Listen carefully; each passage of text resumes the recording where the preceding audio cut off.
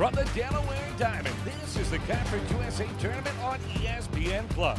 We started with 8 and are now down to 4, left with a chance at that trophy. It's another elimination game as second-seeded WKU takes on 7th-seeded Louisiana Tech. Taking a look at the bracket, it's rather simple now. The winner of this one will take on Jacksonville State for a chance at Liberty in tomorrow's championship. And hi, everybody, I'm Matt Janis alongside Dorian Shaw. Dorian, both of these teams have already faced elimination and in dramatic fashion yesterday. 2 thrilling wins from these teams, backs up against the wall, late inning heroics on both games. Very exciting. Let's start with La Tech as they had to work overtime to get here. Yeah, it took La Tech 11 innings to get to New Mexico State starter Faith Aragon, but they stacked a couple hits in a row, and they were able to grow the gap enough to take the game. A 3-1 victory in those 11 innings. Meanwhile, for WKU, the game went regulation, but it had lots of drama. Definitely, and at the end, 2 challenge plays to decide the game. An infield single from Morgan Sharp with the bases loaded was the deciding factor, and WKU walked away with the win. It could not have been closer, but it was WKU getting the win. So they'll take on Louisiana Tech. Starting lineups and first pitch when we return.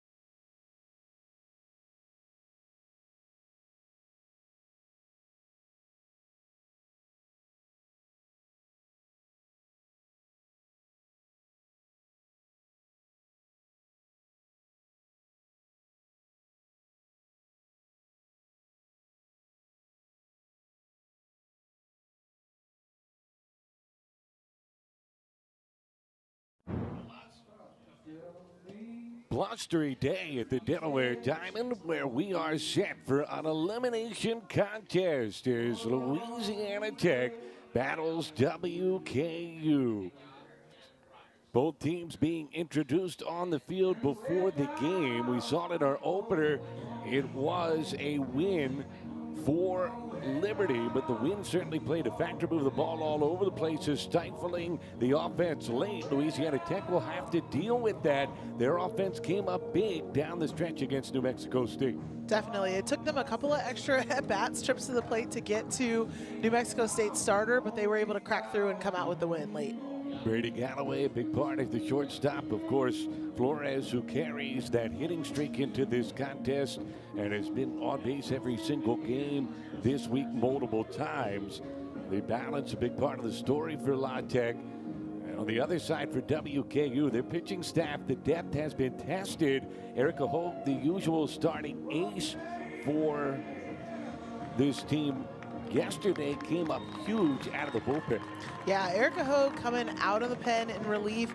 Rylan Smith did a nice job starting the game, but Erica Hogue came in and closed it out with a strong performance. 5.2 innings pitched, only gave up 3 earned runs, but did scatter 9 hits along the way, but enough for her offense to come through late.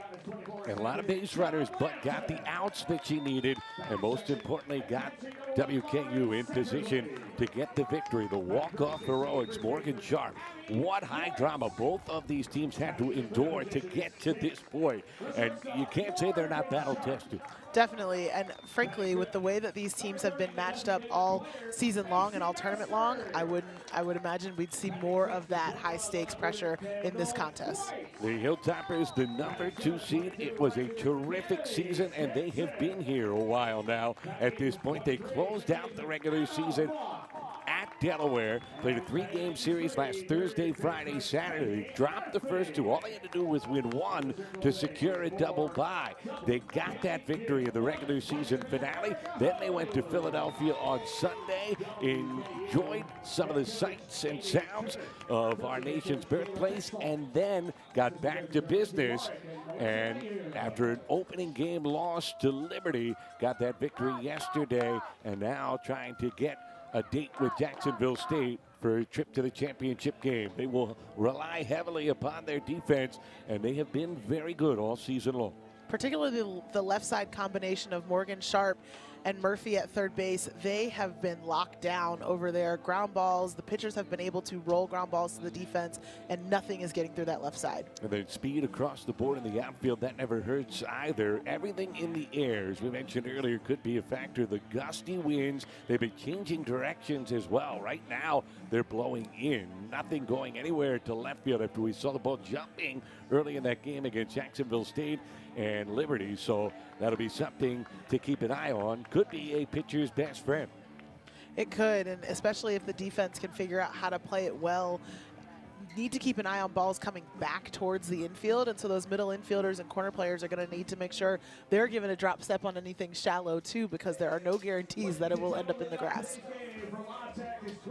Allie Furr to lead it off. Louisiana Tech would not be here. They are on their third elimination game of the week, and we are underway as that is in for his strike. Remember, it began this tournament with back-to-back elimination games, and the 7-seeded Bulldogs were able to outlast FIU in extra innings, as it's no balls and 2 strikes to Furr. In fact, La Tech, they've had to play a lot of innings so far. We mentioned the 11-inning contest against New Mexico State last night and went 8 to beat FIU. So tapper foul, third base side. Yeah, I think it could be argued that La Tech has had the toughest road to this point in terms of innings played, pressure-packed moments, and they've been able to withstand them all with some up and down performances. But Gracie Flores, who stands on deck, has been a solid spot for them. Furr trying to set the tone, get on base, and that one misses outside from Hogue. Hogue, the sophomore out of Collins, Iowa. Amongst the league leaders in ERA, batting average against, innings pitched, and strikeouts. Has a no-hitter under her belt this season. That came on March the 1st against IU Indy as a good spoil from Furr to stay alive. WKU set the tone for this season right away, racing out of the gates. Started 18-3. And a fantastic season at home, especially in conference play. As that just misses the outside corner. Question for the Hilltoppers, could they travel? And they certainly proved yesterday they could, winning what was a true road game against the host team, Delaware. There's just a different feel, and they were the home team, which worked out in their advantage in that scenario because they were able to walk it off late in the game. Bouncers off the glove at shortstop of Morgan Sharp. No play on the ricochet, and Furr reaches right away for the Bulldogs. But it definitely did feel like hostile territory for WKU last night in the nightcap. So an error against Morgan Sharp, last night's hero. Life really does come at you fast. That might be my fault. I gave her the broadcaster's curse of talking about how good their defense has been.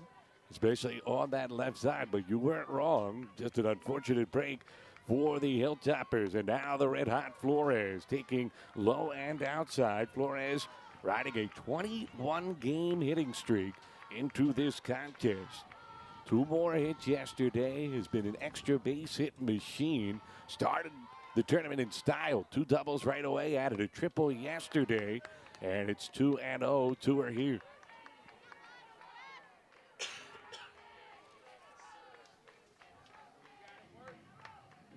Hope did not pitch poorly in her first game against Liberty, but she nibbled as that one hit sharply to third. Knocked down by Murphy, sticks with it and gets the out. Might have had a chance at a double play, but a good job to make sure she at least got one. Flores productive out, able to move her into scoring position for Brady Galloway, the big stick in the middle of the lineup. Remind me to remind you not to say anything nice about me. That left side of the infield. A rough start here for WKU. A fast infield surface at the Delaware Diamond as Galloway takes a strike on the inner portion of the zone.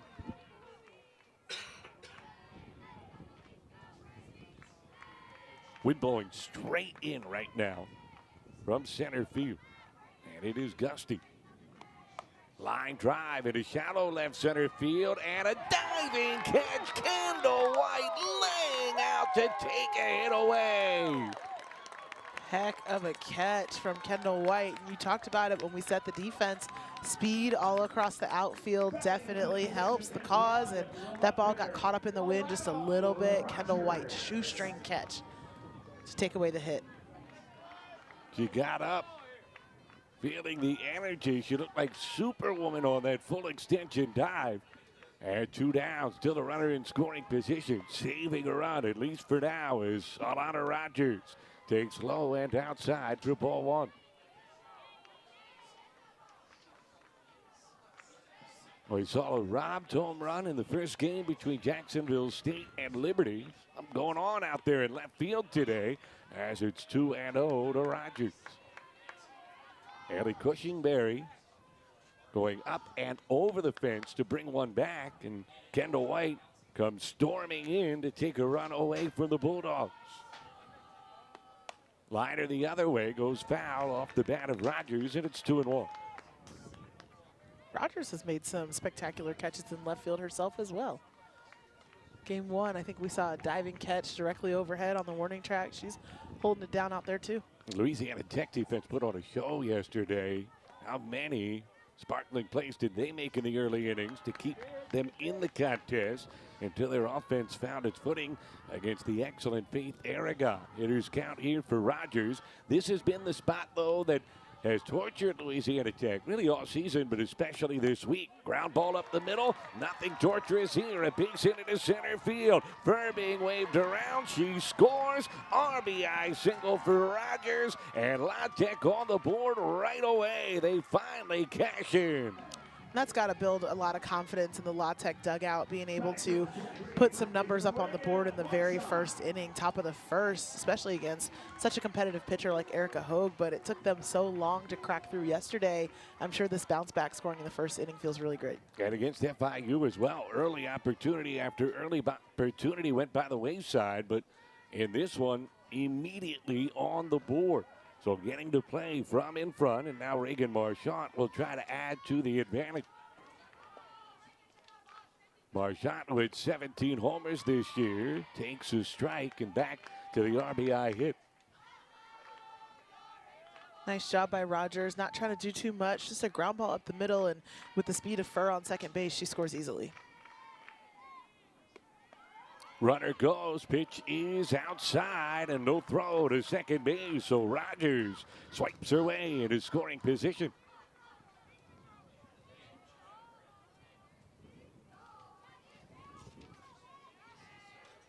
Marchant, who fan in her first 5 at-bats of the week, has started to find it here.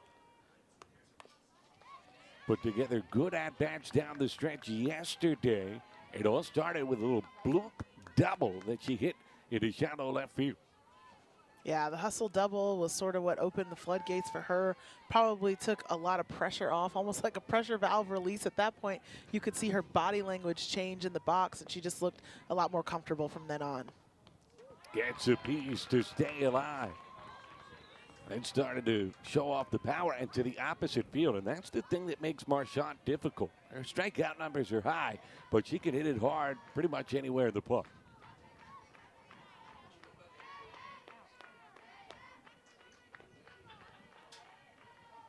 One run in, 2 outs, and a runner at second base.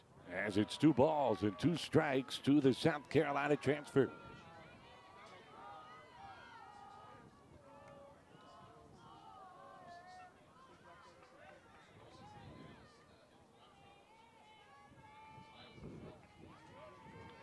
And this is kind of what we saw from Hogue in the first game yesterday against Liberty, pitching a little slower than usual. At her usual tempo back in the back end against Delaware as a full count here to Marchand. You understand wanting to be careful, make sure everything is aligned. You don't want to get out of your routine as this has popped up right side. Perfectly played by Anna Mock, who makes the catch to end the inning.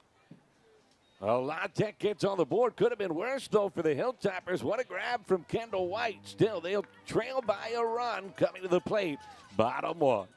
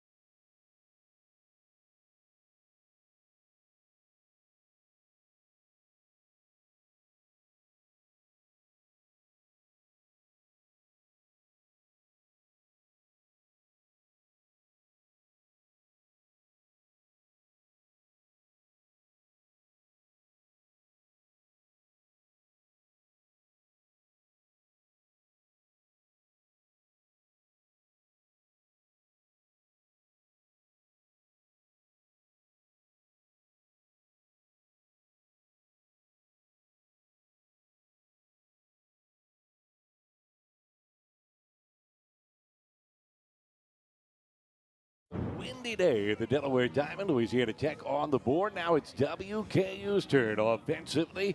Remember, they were down a run after half inning yesterday, found an immediate response, and that's because the top of their order is very potent. Jenna Blanton, just so much speed at the top. Lauren Satterley, some big moments in yesterday's game. And then Annie White, just the most consistent hitter in this lineup. And Sharp, the hero, and that was quite the move by the WKU coaching staff. She had been higher in the order. They move her down to the cleanup slot. It works out. Meanwhile, the experienced ace for La Tech, Allie Floyd. Allie Floyd going to get the ball again today. Hasn't had the strongest of starts to the tournament, but the La Tech coaching staff has been using their pitchers in tandem in really smart ways to keep the looks changed up for the hitters. Starts with a strike to Jenna Blanton. You trust your experience for a pitcher of the year who knows what it takes on this stage. Blanton also knows what it takes. She's got high-level experience. The transfer out of Kentucky. Has been hitting over 400 all season long. Happy to be healthy and a part of the everyday lineup. She has struggled with injuries throughout her career, but when she's good, she is a terrific hitter, and she shows why. A ground ball base hit up the middle, and Jenna Blanton, the leadoff base runner for WKU, which will be dealing with a potent defense for La Tech that made so many good plays yesterday, as you see that single up the middle from Blanton.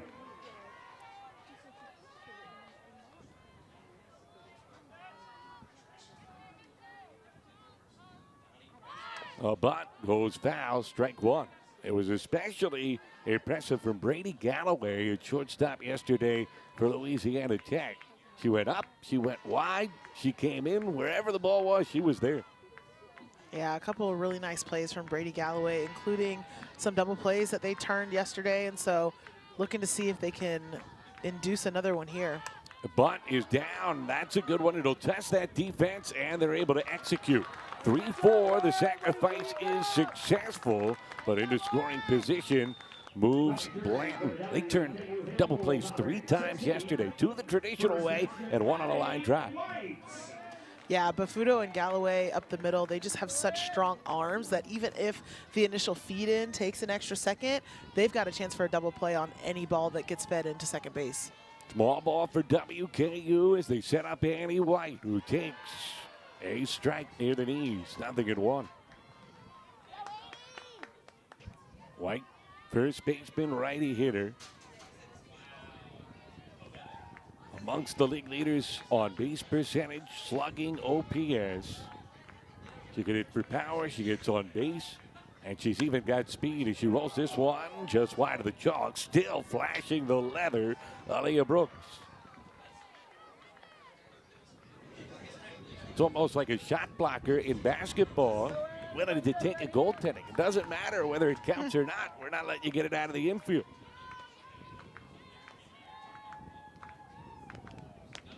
Floyd jumping in front of White.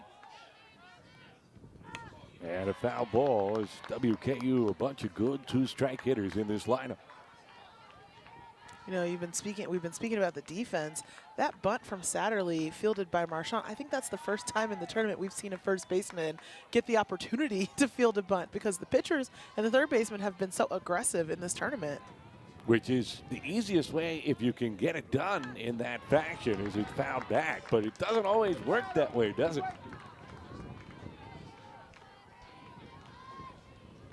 And good job on the wheel play with Bafuto going over. Fundamentals so critical. You see that OPS figure, astronomical for Annie White.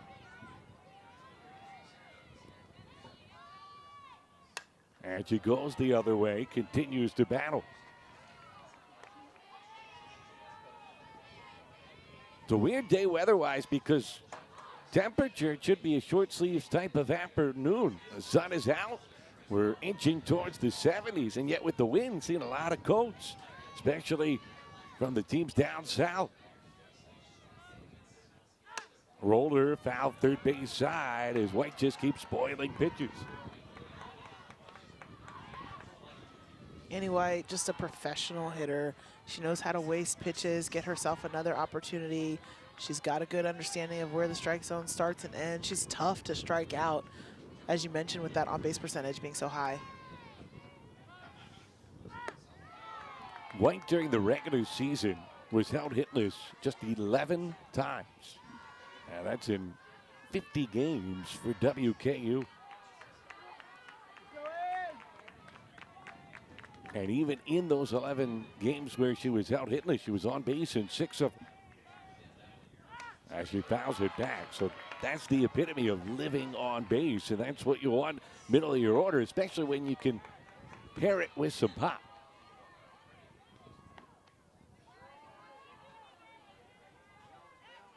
Get them on, get them over, get them in. WKU does a good job of that. As that's lined into left field, a base hit, gonna go all the way through the alley. Blanton scores with ease, a stand-up double for White, and WKU ties the game right away. Annie White coming up clutch for her team, knotting this game back up at 1. It's going to be a back-and-forth affair as we anticipated. I'm a little surprised that Alana Rogers was playing so shallow. You know, obviously you don't want to get beat in front, but Annie White just has so many extra base hits. Not that that would have kept the run from scoring, but it may have kept her out of scoring position. You wonder if the wind blowing in the way it is impacted where she was playing, but that's the thing. White's a line drive hitter.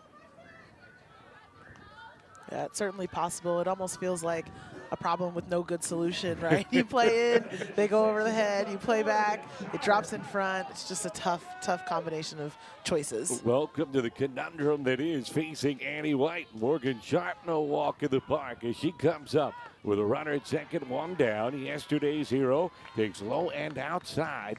Sharp hustling down the first base line on a grounder to second base. Katie Shivert of Delaware made a great diving play, but her throw to first arrived just at the same time as Sharp did. As that's fouled back, 1-1. And then it got weird. bases loaded. They initially reviewed whether she was out or safe at first base. They confirmed that she was safe. You have to challenge specific parts of plays. And the Delaware coaching staff had another wrinkle up their sleeve as that one comes in for strike two. They challenged that the runner at second base, Lauren Satterley, left early. It was a frames difference either way, but it was not conclusive. And WKU got its victory and got its chance at Louisiana Tech today. That's foul, back and out of play. Still 1-2 to Sharp.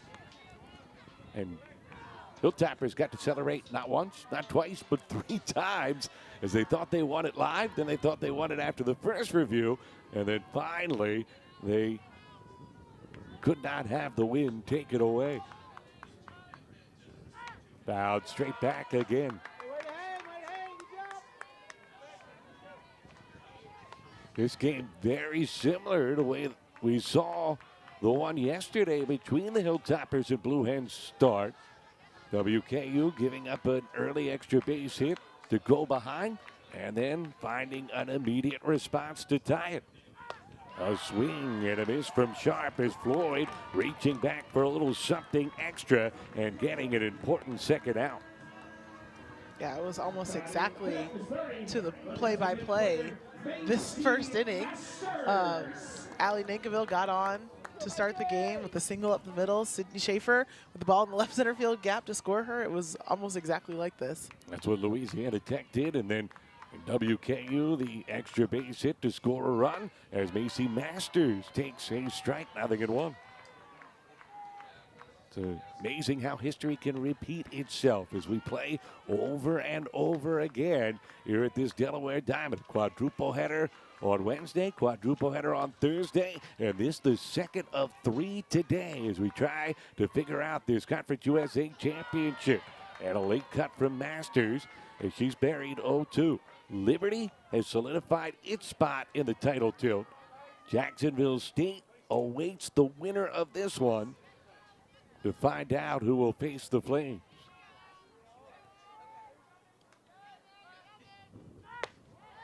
Good layoff from Masters. It's 1-2. Macy Masters caught a tough break in one of her at-bats yesterday in the Liberty game. She hit a double to left center field, would have scored the run from first. It bounced over the fence and became a ground rule double, which meant runners had to stop at second and third, robbed her of an RBI. High and away, and it was not a fly ball either. It was kind of a sinking line drive, but it had such topspin, it bounced off the turf like it was a Super Bowl. And you're right, no doubt the runner would have scored from first, but ground rule double brought her back to third, and WKU could not plate those runs. That's line to third, knocked down by Brooks, and she can't recover. She saves the run, but Masters is safe at first, and the inning continues.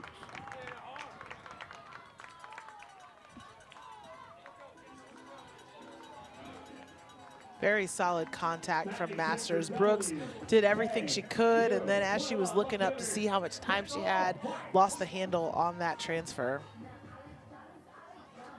The reaction at third, they have to be quick. And Brooks had that, just couldn't squeeze the leather. And then as she tried to rush the play, could not recover in time to get Masters. Here's Kendall White taking downstairs. So an infield single for WKU, their third hit of this opening inning.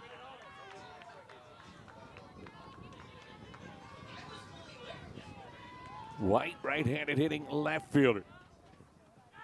Lines one down the line in left towards the pole. Foul ball. Just wide of the line. Peppered the fence, though. A lot of sauce on that ball from Kendall White.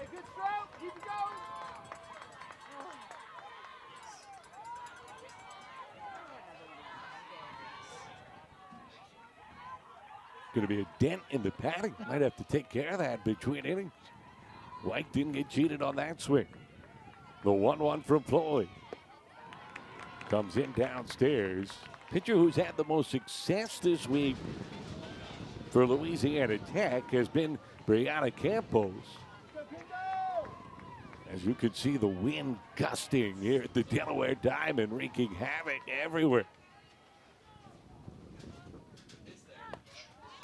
Yeah, Campos has been stellar in her performances. She's come in relief twice, and in the game yesterday gave up a big home run as soon as she got in the game to Sky Johnson against New Mexico State, but then was able to settle in and outlast until her offense could come back and finish the job. Popped up.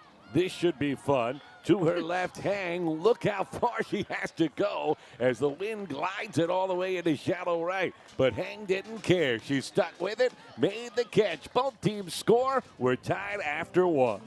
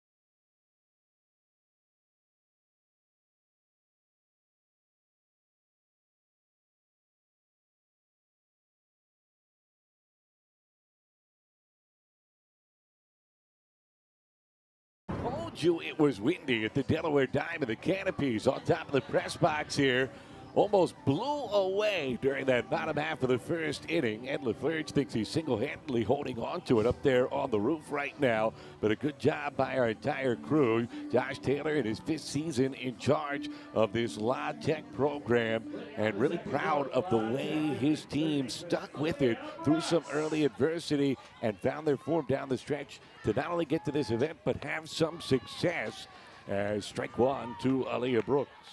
You know, and having the chance to talk with him after a couple of their games now, he's so calm. I think that's why his team doesn't panic under pressure, is because he sets the tone emotionally for the group. Brooks fouling that one back. He's fun to talk to, loves his analogies. He loves this team, though, too. You know, all the coaches in this event seem to be in it for the right reason. They want to win, they want to compete, but they want these athletes to have an experience, become better softball players and better people from coming to college. And that's what athletics all about. Intercollegiate sports, as it's 1 and 2 to Brooks. You get wrapped up in the wins and losses, and sometimes you forget the bigger picture, especially on a championship stage like this.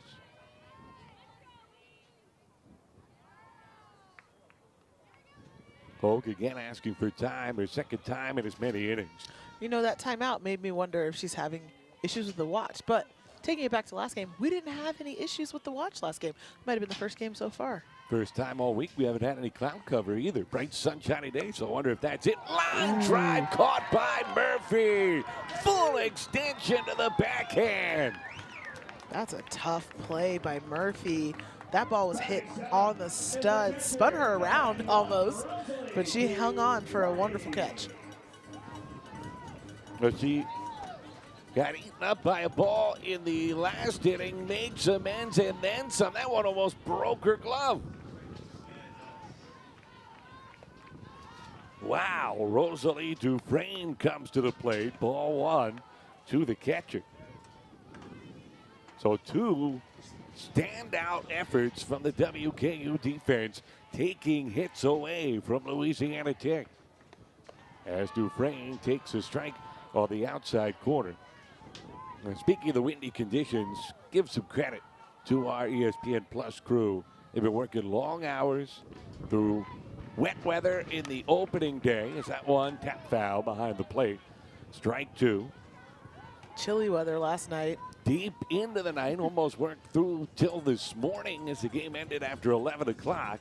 And then today, hunkering down in the blustery conditions, Nate Grant, Ryan Doherty, Danny Aline, Mike Mahoney, John Seeger, Jack Hurlbut, Cole Thompson, Damian Holiday, and Caleb Thieger have been with us the entire way, bringing you the pictures and making it look good.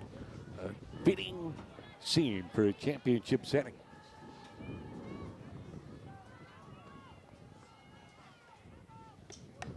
Rounder right side. Nice short hop glove from White, who steps on the bag.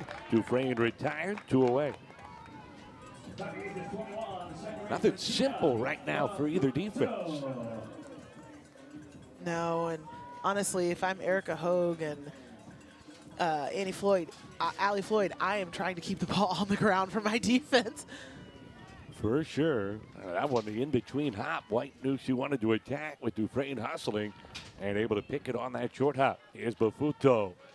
Takes inside as that one almost caught her in the feet.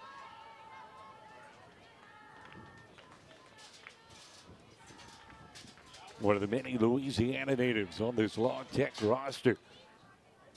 Bafuto, the senior, waited patiently for her opportunity. It's her first season as an everyday starter, part of the culture of this La Tech team. Very tight-knit and selfless group. Pull for one another, and if it's not your day, make sure you make it easier for your teammates. There's a little blooper, gets down in left center, and Bafuto, a 2-out base runner for the Bulldogs.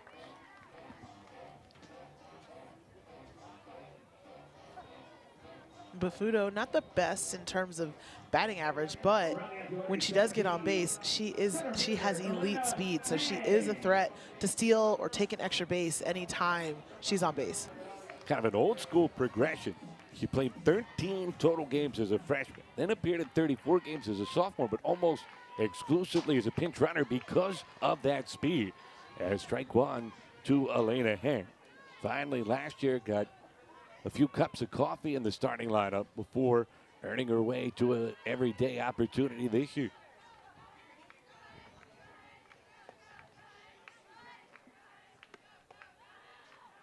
One ball and one strike to Heng.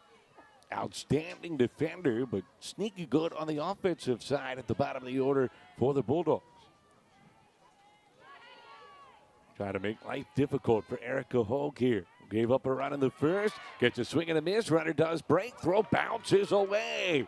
Satterley put it in a good spot, but it took a hop, and Mock could not glove it. Good backup by Jenna Blanton out there in center field to make sure that Bafuto didn't go any further. Well, and what a luxury to have your best defensive player also be your third highest average hitter in your lineup. Roller to third, playing really shallow as Murphy, but she's got quick hands and able to get the out. And Louisiana Tech transfers the runner in scoring position. Bulldogs threaten, can't score, so we're still tied.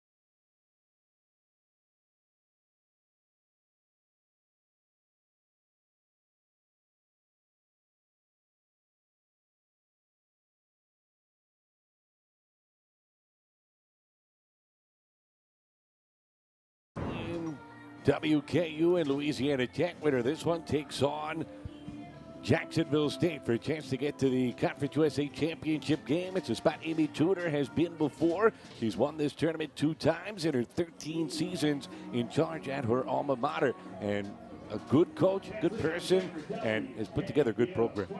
She definitely has built a program where these athletes are proud to represent WKU. They've got a lot of homegrown talent, whether it's from Kentucky or Tennessee, just regional kids, and they're pulling some of the best kids out of the area. Kennedy Stinson grounds the first pitch deep of the hole at short, and the throw to first in time for Brady Galloway. Showing the arm strength off again.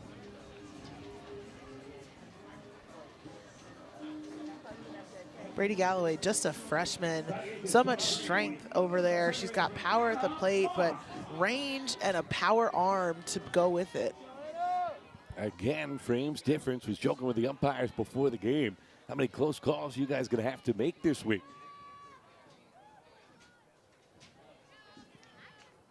None closer than at the end of yesterday's game, of course. Delaware and WKU. Tie goes to the runner to decide the game, and a frames difference about an early departure. I got them both right as it's slowed inside, at least on replay review, weren't overturned. And as the umpires will always tell you, that's their goal. Don't get overturned by electronics. Yeah, I was going to say, apparently the limit does not exist in terms of how many close calls they're going to have to make. 1 ball and 1 strike here to walk. Make you feel bad about your coaching days, getting on the umpires at all? No, I stand by it. I was always right. Just the heat of competition, right? I was always right. That's funny. As it's lined foul, out of play.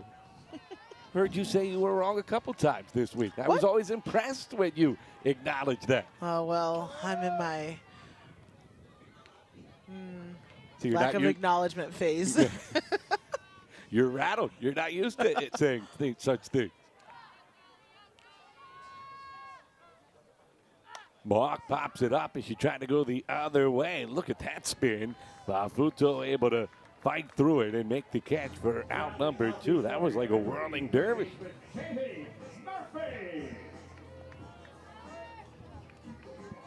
Biggest key with the win today is just keep your feet moving. Keep your feet moving so you can stay on track. So here's Murphy. She's made 2 fantastic plays at third base.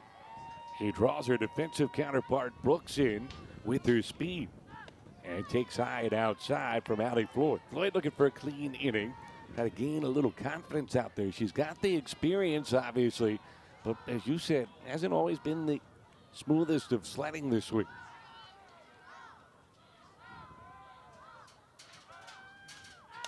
And a bouncer right to third. Brooks on the high hop, wide throw. Marchand holds the bag. And there's that 1-2-3 inning Floyd was seeking. 2 in the books, deadlocked at 1 in a must-win game.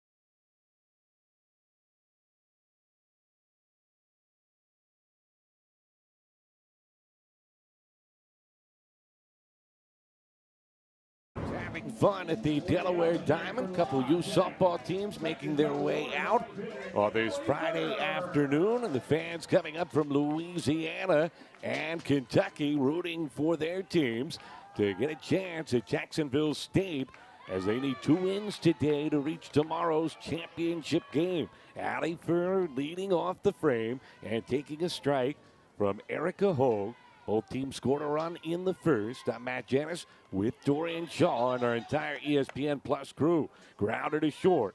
Sharp's got it and gets the speedy Furr for the first out.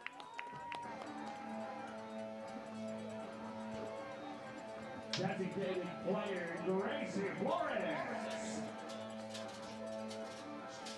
So here's Flores. She hit it to Murphy, her first time up. A nice play by the third baseman to recover and salvage an out after it looked like she might be able to turn two. It was sharply hit as that misses low and outside. Louisiana Tech team went 15-12 in conference play during the regular season. Has had to go extra innings twice in elimination games. The nerves have to be frayed a little bit for the Bulldogs. Definitely, but they have the consolation of the wins, right? That's right. Doesn't matter if you win by 1 or by 10. A win is a win, and we'll take all the ones we can get. There is still a cumulative effect. All that stress is that one comes inside, but the adrenaline jolt will certainly help after the result.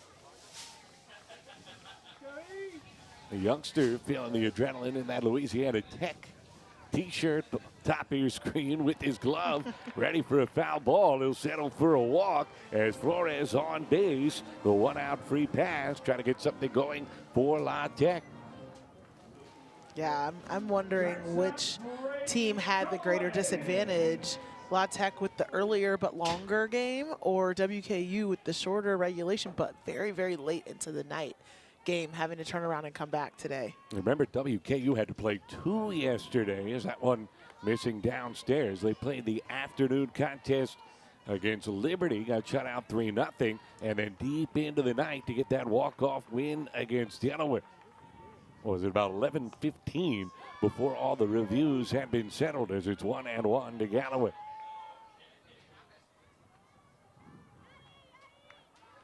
Meanwhile, Louisiana Tech, they know that 2-game life. They had to do it first day of the tournament. Won their elimination game against FIU in extras, and then lost to Liberty. They love a shot at redemption because they beat the Flames 3 times during the regular season, so they know they can get them. Although Liberty has looked awful impressive this week in the first state. Yeah, it almost looked like Liberty came back with a chip on their shoulder in that first game against La Tech. Camden Anders really just was on fire in that first game for the Flames. Got a shutout. Got a shutout against WKU, too, so the Hilltoppers know a little something about that as well. And back-to-back walks here for Hogue. Put 2 on with only 1 out in the top of the 3rd inning.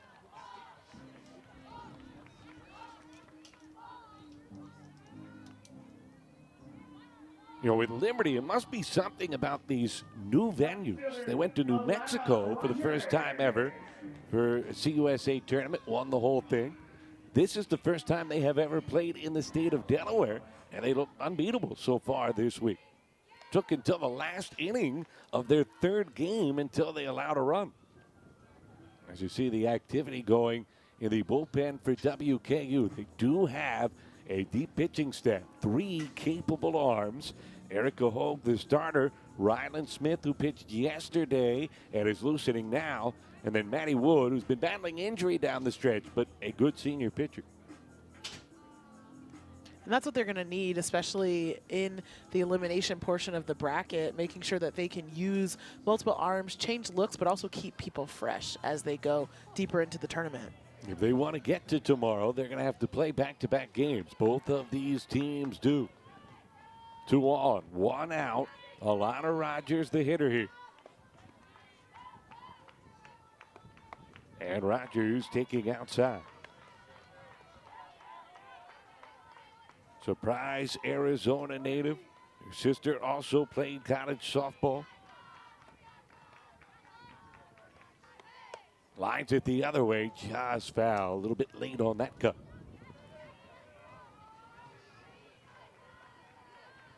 Well, coaching staff really complimentary of Rogers' approach. She finished with 9 hits in her last 10 games of the regular season. She's a ton of pitches, draws a decent number of walks, 65 over her last 3 seasons, in fact.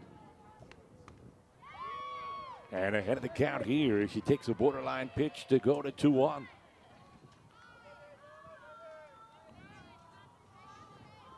Not your prototypical cleanup hitter. Not the most intimidating size-wise. Chops it here to short on the charge. Sharp has to hurry and can't get the out. Good hustle from Rogers. So 2 walks and an infield single load the bases. Dare I say, another close call?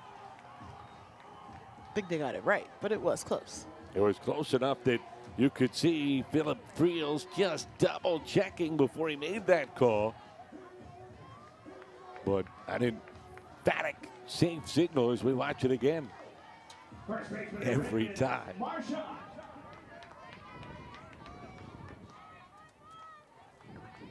So here's Marchand, popped out her first time.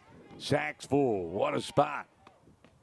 As she takes low and inside. 17 home runs this season, tied for the league lead. 14 of them coming in conference play. Had a game-tying home run last year on this stage. And hits this one foul and out of play. A 2-run shot in the 7th inning to get Louisiana Tech to extra innings. And boy, don't they like extra innings. Do they like it, or do they just keep ending up in? I did ask Coach Taylor about that yesterday, and he said, you know, we're figuring out ways to win a lot of these extra inning affairs, only having lost 1 so far this season. Goes to the backstop, runner breaks for home, and Louisiana Tech scores a run to take the lead. Flores breaking wide away, and it's 2-1 Bulldogs. Tough. Seems like Erica Hogue struggling just a little bit with control here. WKU certainly hoping that she can settle in and get herself out of this jam. So now a base open and a 2-1 count to Marchand. We'll see if that changes the approach. They challenge, and it's a pop-up. Right side, Mock battling the wind and able to make the catch. Bluffing a tag Galloway, and that wasn't deep enough, but just in case, Mock shows off the arm.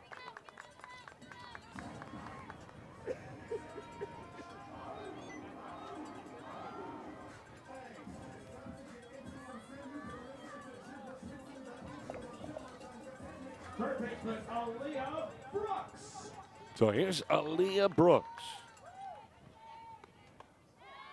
Taking a strike, Brooks, who took a scary line drive off the face in the opening game of the final contest, or opening game of the final series of the regular season.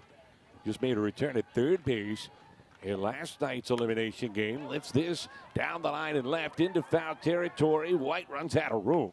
Did not realize she was as close to the fence as she was. Goes full speed into it, but seems to be all right. Oh, to be young. If I ran that fast into that wall, well, I'd see it tomorrow. What would get you worse, the full speed sprint or the impact with the fence? Touche. Liner the other way. Good reflexes from Coach Taylor down there in the third base box doing the limbo. The hammy might go before you hit the wall. That would be me. No. I don't know if I'd have made it to the wall. I'd have gotten 3 or 4 steps into the sprint and pulled up lame. Better the hammy than any type of cardio at my age.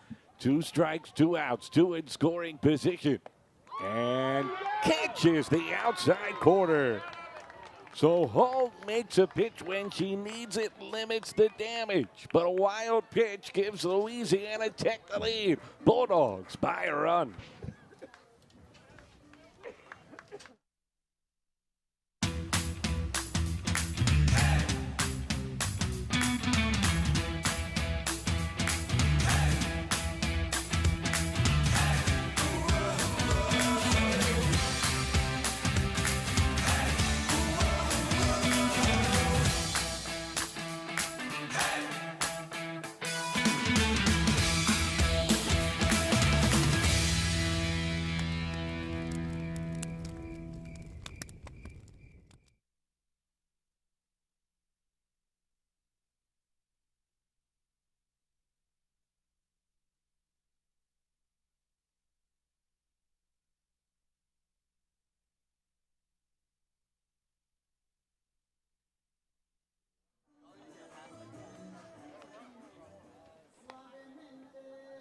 Bottom of the third inning, and a pitching change here for Louisiana Tech as a must-win game for both of these teams as we move deep into day 3 of this Conference USA softball tournament.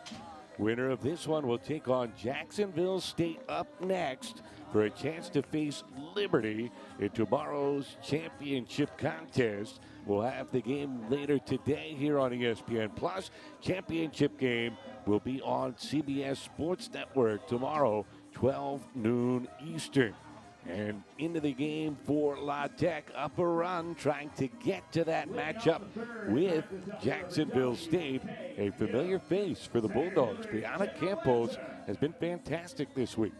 Brianna Campos in her 3rd relief appearance. She has been wonderful. She's done a great job mixing speeds, mystifying hitters from the left side, and she's just kept hitters off balance. And aside from that one blemish, the Sky Johnson home run in the New Mexico State game, she has been largely untouchable. You said right away, you weren't speaking in hyperbole. It was literally her first pitch to Sky Johnson.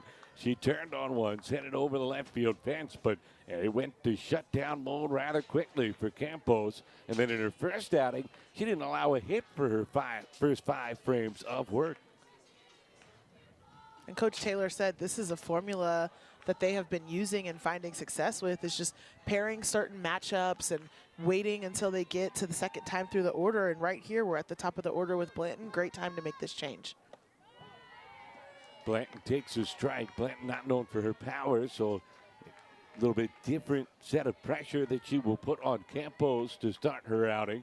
The outfield cheats in. Blanton speed can go to all field. Squares to bunt, but pulls back and is behind the count, 0-2.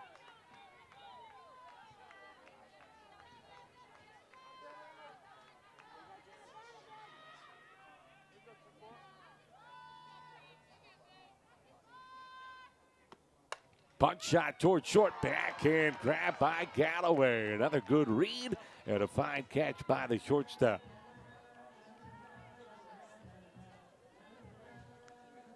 Catcher Lauren Spearley. Campos wasting no time coming in, retiring Blanton, getting off to a fast start defensively. Satterley takes up and away, ball 1.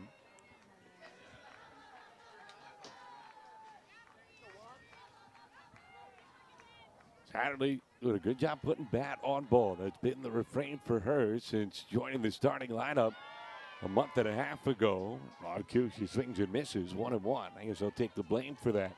But she has done a really impressive job for a freshman in a big spot.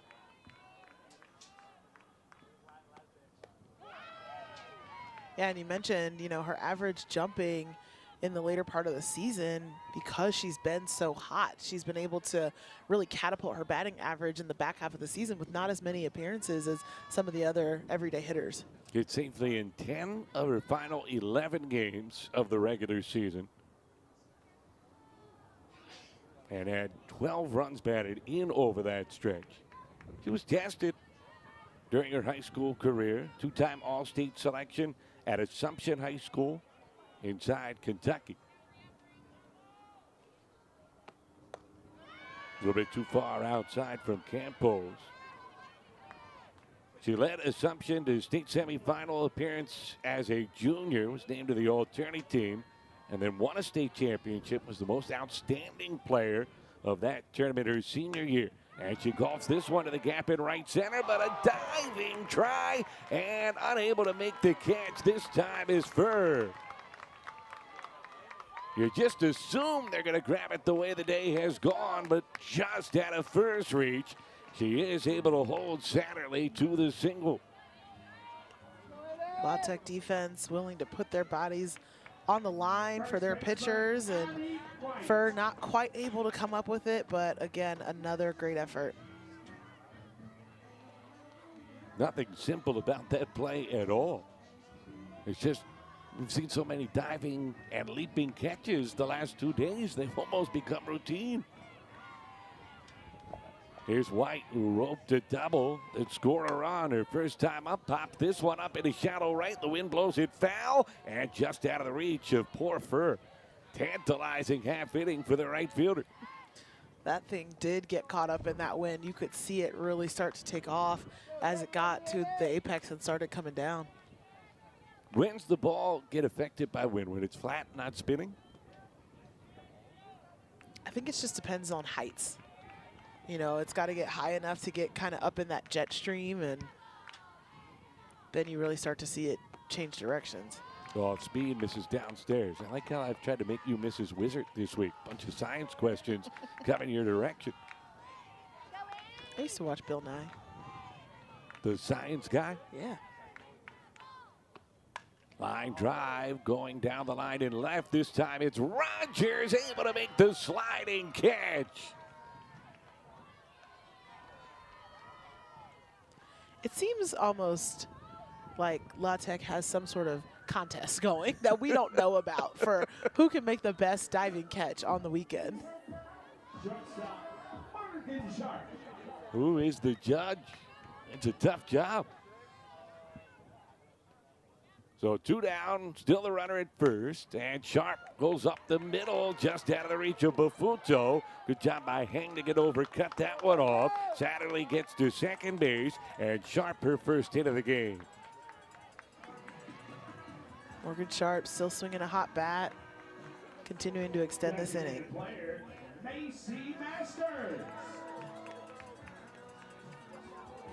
So it brings up Macy Masters, infield single. Her first time up, hit it on the screws.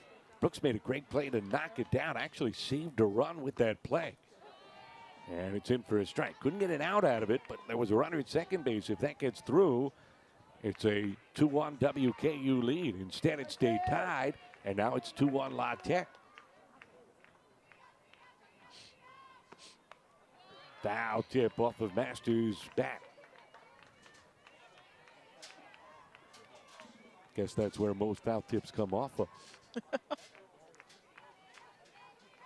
Meant to say off to the very end of her bat as Masters clearing the mind. She was down 0-2 her first time up as well, and then got that good contact. Different pitcher though here, and pretty good 0-2 cut. Well, Masters isn't going to get cheated. She's got power. She does. She has plenty of power, and you know, she's a really calm hitter. I think WKU just has a lot of these like well-composed players, and Macy Masters one that shows that in the box. Days off, pitch in the dirt. Amy Tudor said the first time she watched Macy Masters swing kind of took her breath away. It's just a different type of violence to it, but it's a controlled violence, and she can put bat on ball, and it will go.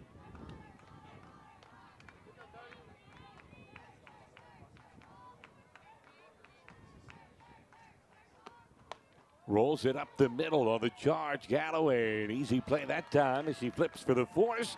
That ends the inning.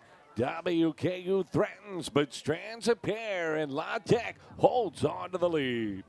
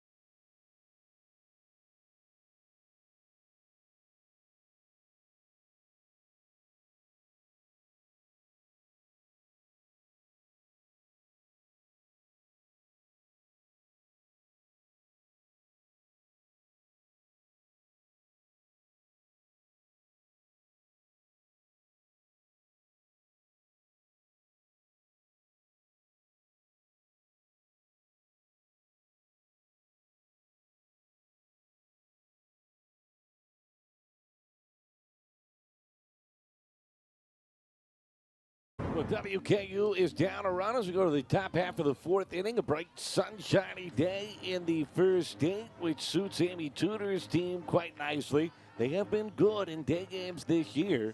22 games above 500 in games that started before 6 p.m. Who says our crew doesn't do their research? Louisiana Tech, though, trying to buck that trend as they have the lead. And back to work offensively. The bottom of the order due up. Rosalie Dufresne will bat, followed by Gina Bofuto and then Elena Heng. We're going to get a pre-pitch timeout, and you jinxed it. I know.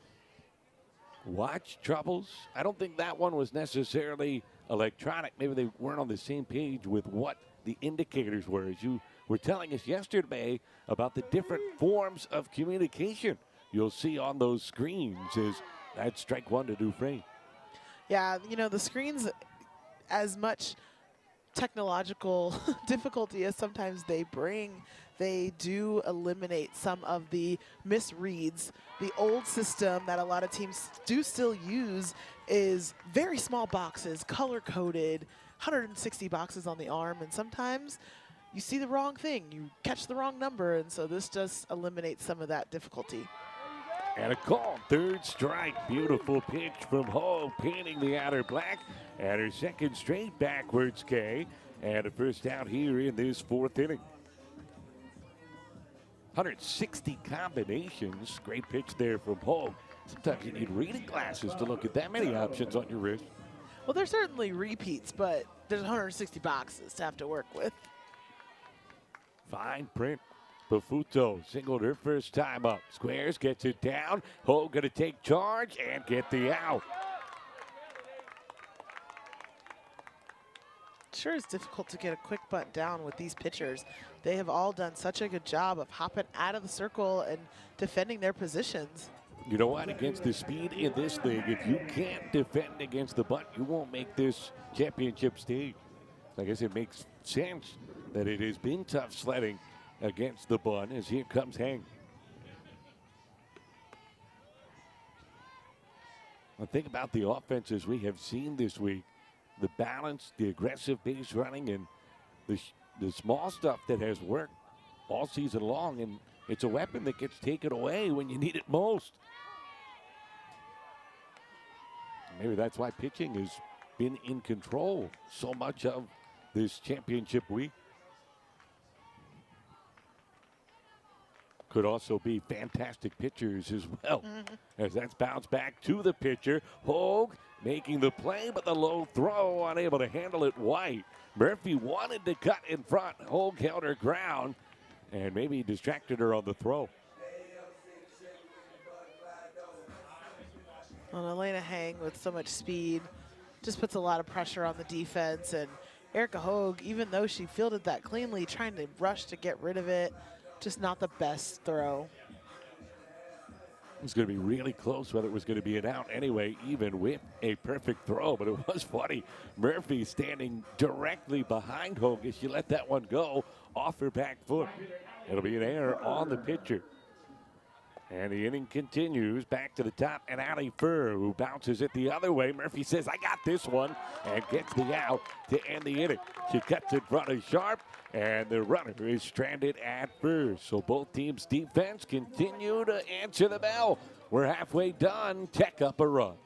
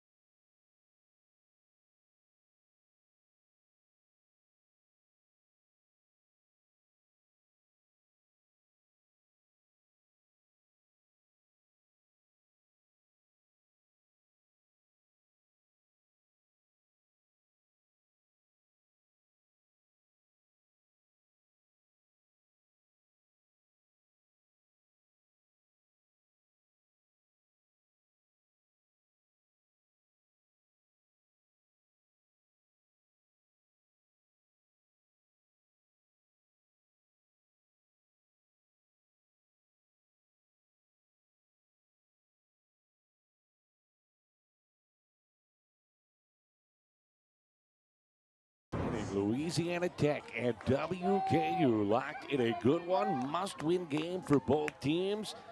Third time that the Bulldogs been up against elimination this week. They have battled off the first two bids.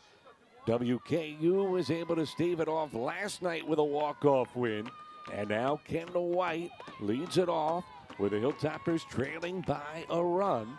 And kind of a role reversal here for Louisiana Tech, getting to play with a lead. Yeah, I'm sure that feels good, and I know Coach Taylor and his crew would want that lead to be a little bigger than just the one run, but they probably feel pretty good with the way Campos has been pitching. They said coming into this week, Brianna Campos is different. They thought she should have been honored by the awards this season for her work as it bounces up there. And they think that she has potential star written all over her. We mentioned the way that she soaks up every piece of information Allie Floyd gives her like a sponge, just asking question after question as that one's upstairs. She wants to be good. And she wants the information. San Antonio, Texas native was named the City Player of the Year by the Express News at Brennan High School, as a 3-ball, 1-strike count will send Dufresne out for a word with Campos. And for what it's worth, you know, that desire to be good, as valuable as the physical skills. And do not get me wrong, Brianna Campos has a lot of physical skills. She can change speeds, she can make the ball dance, she's left-handed, right, which is an advantage, and so she's got a lot to build up on top of this good freshman year. Just a little bit high, the 5-pitch free pass. White works the leadoff walk, and the tying run on base here for WKU. The craziest part about Campos, that's a late addition to the roster. Remember, you have Allie Floyd and you have Lainey Johnson, who have been the 1-2 punch for 2 years now in the circle for La Tech. As Stinson bunts it foul, first base side. So it wasn't necessarily a big priority to bring in a top-tier pitching recruit, but Campos was out there in the summer, so they brought her on. Has that ever worked out for this La Tech coaching staff? Yeah, a huge addition, and not to understate what Lainey Johnson did yesterday too. She started that game against New Mexico State and went about half, through about half of the game. She went through 4 complete and was doing a really solid job up until that point. And then again, Coach Taylor likes to just pair these pitchers up and use them off of each other. And so he went to Campos later in the game. Half of a regular game. Right, yes. Not half of yesterday's game. As Stinson swings away, hits it in the air to left, not going anywhere, into the teeth of that wind. And it's caught by Rogers in shallow left field. I don't think that was going to be a homer on a normal day, but that was going to go a lot further than it went. I was going to say, that's tough. It looked like solid contact coming off the bat, and then it just hit the wind wall.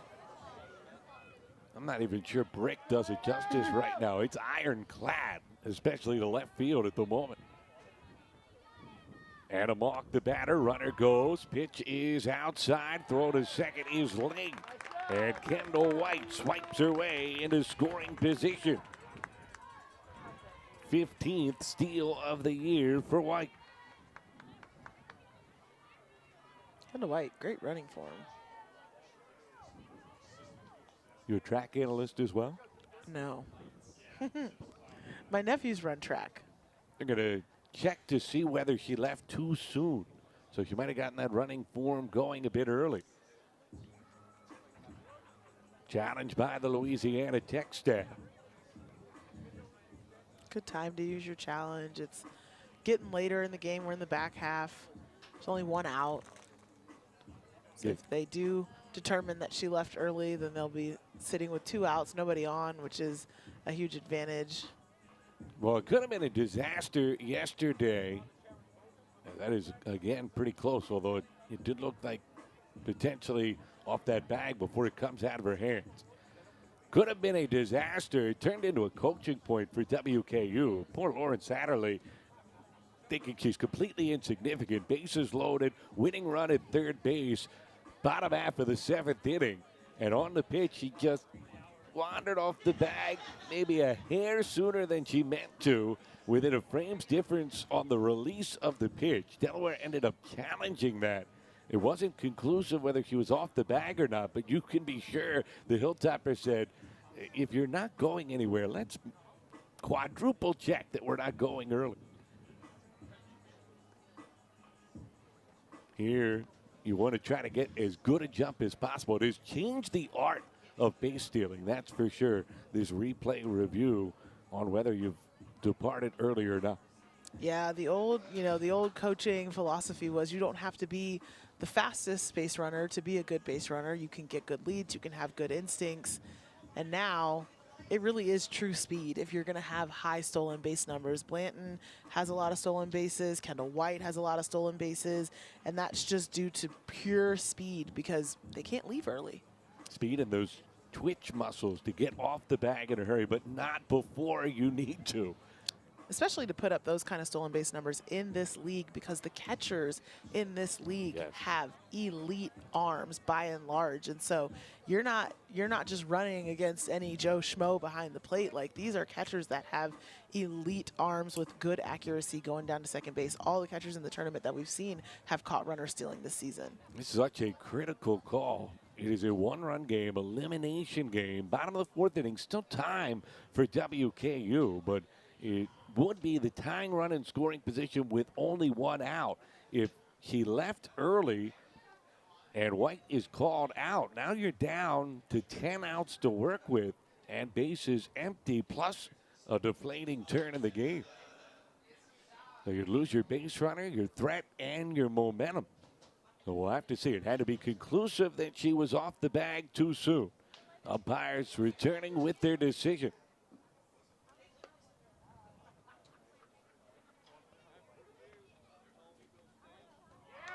So it was a legal steal, and White is in scoring position.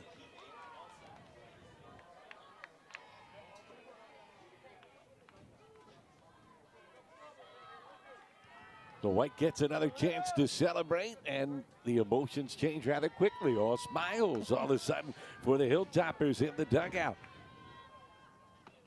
1-0 to Mock, fouled back. They have a pretty good record with the challenges so far this week. They won the two that mattered most, that's for sure. That got them the walk-off win yesterday. The thrilling infield single at the bottom of the 7th inning with the bases loaded to win it and get to this contest against La Tech. A liner to third, knocked down by Brooks. It caroms away, and they will hold up White at third base. Poor Aaliyah Brooks has it jumping all over there at the hot corner. And that's a tough play because sometimes with those line drives at third base, you can get shielded by the hitter's body. So sometimes when the barrel comes out around, you're the last person to see that that ball is coming your direction.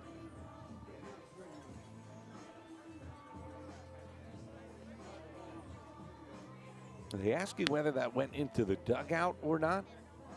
Not sure what the conversation there was with the umpires, or was there an injury? Remember? Yeah, it looks like maybe the athletic trainer is coming out at this point. I feel for Brooks especially. You know, he took the line drive off her face in the final series of the regular season, so she's probably not looking for those hot smash line drives right now. As you see the activity, there is Lainey Johnson beginning to loosen for La Tech. By the way, on the play, Mock moved up to second base. Saw a chance to take the lead with a base hit here for WKU. Katie Murphy will be the batter. Infield in, only one out, and Campos says let's start again. Murphy always a threat to bunt. And she squares, gets it down, but foul.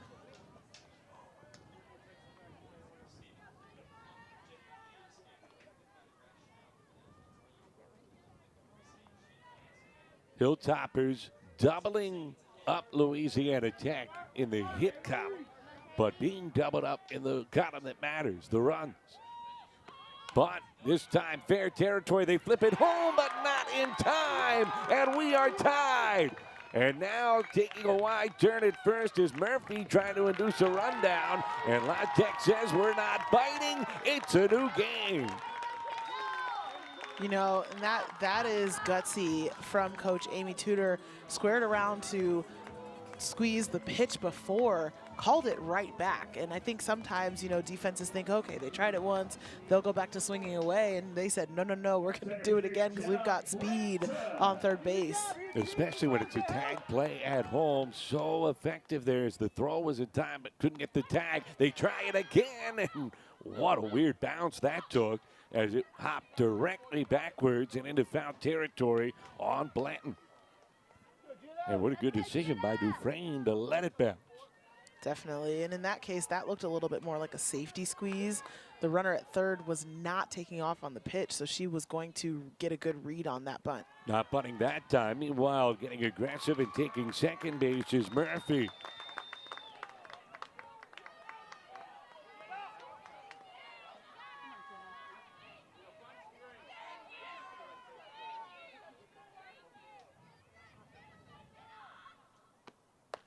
Big cut comes up empty as Blanton took a full swing.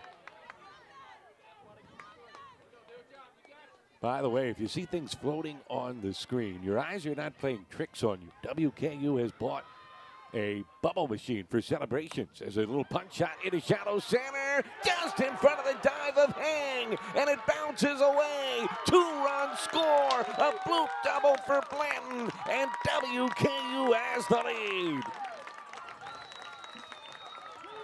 Blanton once again comes up big for this WKU offense, not trying to do too much, able to just dump it right in front of Hang. And as good of a defender as she is, she was not able to corral it, which allowed that extra run to score. And now Blanton is in scoring position, still with just one out. And on a day and a week where the diving catch has been La Tech's best friend, this one eludes them. And the Hilltoppers taking advantage. 2 runs come in, they take the extra base, and the 2 seed is up a deuce here in this 4th inning. Catcher, Lauren Satterley. And here's Satterley. Takes the strike, 0-1.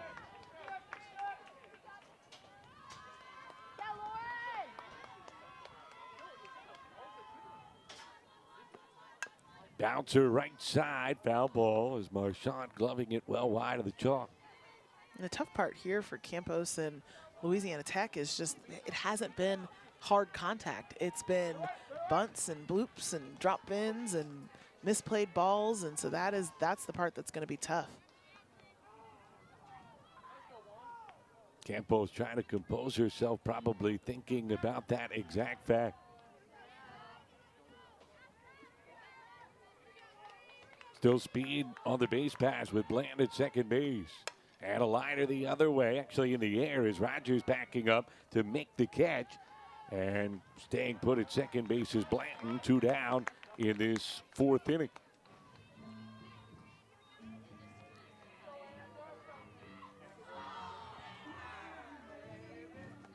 So Annie White will try to get that run in. Against this Louisiana Tech team, you can't feel safe. They have been able to rally twice this week. Even though runs have been tough to come by. They've only scored 5 runs coming into today and 7 total in their 3.5 games. And yet they have erased 2 separate deficits to get games to extra innings and eventually win. First time they have trailed today after jumping in front early once and then getting the lead back in the 3rd. 3-0 here to White.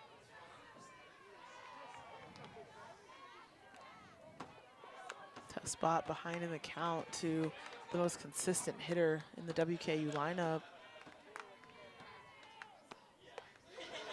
And a 4-pitch free pass, and you wonder how much longer Campos will get here. 2 on, 2 down. And it doesn't get any easier with Morgan Sharp coming up.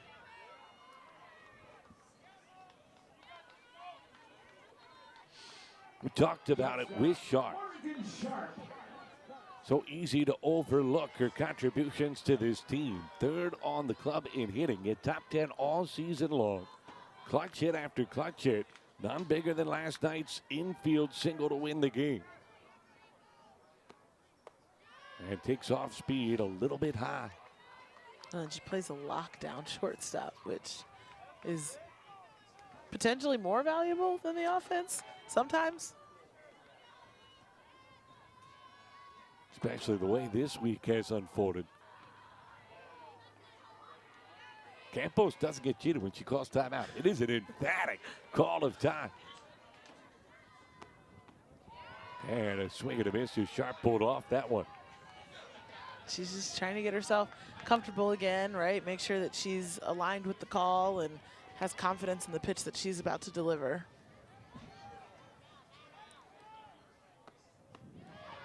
Just missed the outside corner. 2-2. She wanted that one at the upper portion of the zone. I think she wanted that one as well. And might be adding to that uneasy feeling right now. 3 runs in the inning. 2-run WKU lead. And a foul ball down the line and left, and it'll drift out of play.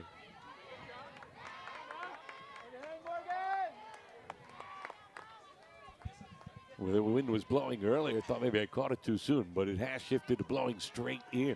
We've seen balls move 10, 15 feet in the air, left to right earlier today. Full count, which means a head start for the runners.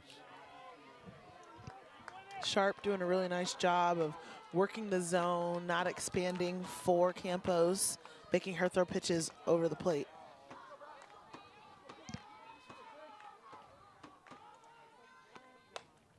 Lifted in the air, center field. Should be the inning. Hang fighting the wind, able to come forward and make the grab to end the frame. Never speak too soon in the air today. WKU scores 3 times, and now La Tech needs a rally.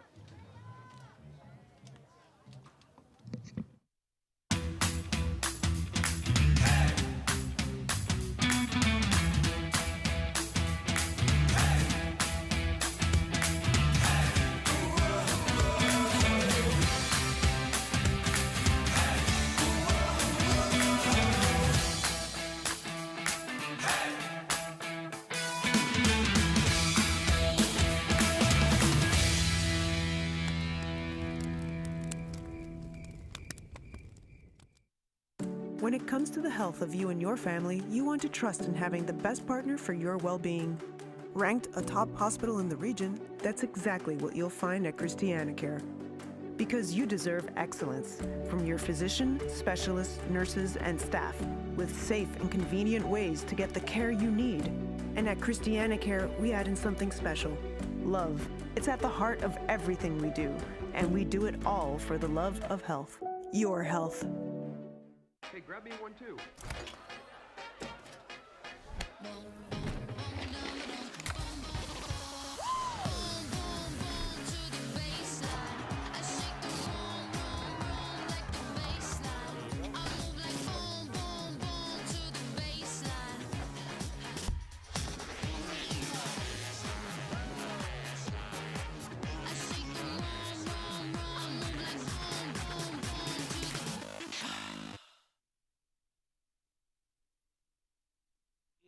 That's the Jacksonville State Gamecocks, keeping a mindful eye on the festivities here at the Delaware Diamond, waiting anxiously for the winner of this one and a chance to get to the championship tomorrow. We know Liberty will be there. The Flames a perfect 3-0 this week, beating this Louisiana Tech team and then beating this WKU team before today knocking off the regular season champs. We're still waiting to find out their opponent as Flores grounds one to short. Galloway able to take care of that one. I beg your pardon, Morgan Sharp, and that's it out, one away. Hogue still powering her way through this game. doing a nice job just feeding the defense, not trying to do too much, trying to overpower the hitters. She's just really working her spots. So Galloway, the batter now, got a little ahead of myself. Shortstop who walked her first time up. La Tech needs 2 runs. They've got 8 outs to get them here in this top half of the 5th frame. And Galloway behind the count, 0-1. And you can't rely on the long ball to get any of them with the way the wind blowing in today. Going to be real tough to get it out of this part. As that bounces up there. We saw Kendall Stinson get full extension and hit one that felt like it might threaten the fence and didn't get out of shallow left field. Yeah, off the bat, I thought that was headed for at least the warning track minimally. It was up there, so there might have been a chance for Rogers to get underneath it, but it didn't go nearly as far as either of us thought it would. 1-2 here to Galloway. Type of day where a lot of people would have to hit it, pick it up, and throw it to have a shot. That's a line drive at a shallow left. It's going to get down for a hit. Played on a hop by White. And the tying run will come to the plate here for Louisiana Tech.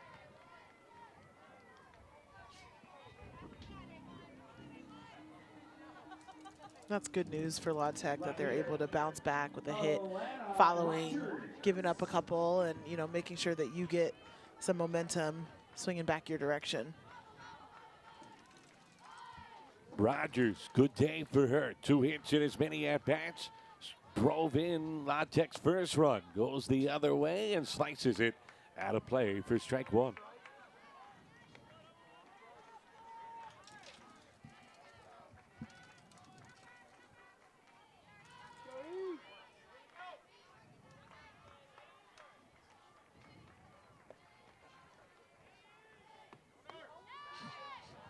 Did not miss by much. 1-1. You still run here if you want, if you're Louisiana Tech, if you're in the mood to be aggressive. But you also don't want to risk running into any outs. Runner starts and stops. Grounder to second. And they try to turn 2 as it came back to the circle, I beg your pardon. Ho gets it to second base and able to get the lead runner. Hogue, a pretty good defender in her own right. She's very athletic. She played multiple sports in high school, and so she's able to turn that ball over to second base, just not quite quick enough to get Rogers going down the first. I got caught watching the runner on the way to second base as here comes Reagan Marchand. Ordinarily the type of person that could tie it with one swing. If anybody can hit it through this wind, it would be her.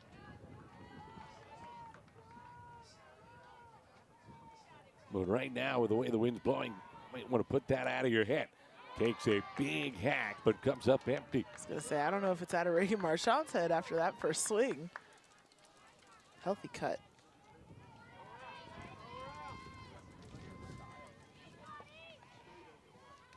Back to the big home run she hit last year. Smothers this one foul just wide of the bag at third. It was a 7th inning game-tying 2-run homer. An elimination game for the Bulldogs that got them to extra innings. They've gone to extras 4 times in the last 2 years in this tourney. Right now, if you offered them extras, they'd sign up in a heartbeat. Trailing by 2 in the 5th. Runner goes, pitches outside, throw to second. A good one, but not in time is the tag. Mock asking for a challenge, and out of the dugout, Amy Tudor almost beat Mock to it. Already had the hands up by her ear. Now the question is, what part of the play are they going to take a look at? The timing of the steal, leaving the base, or the slide and the tag?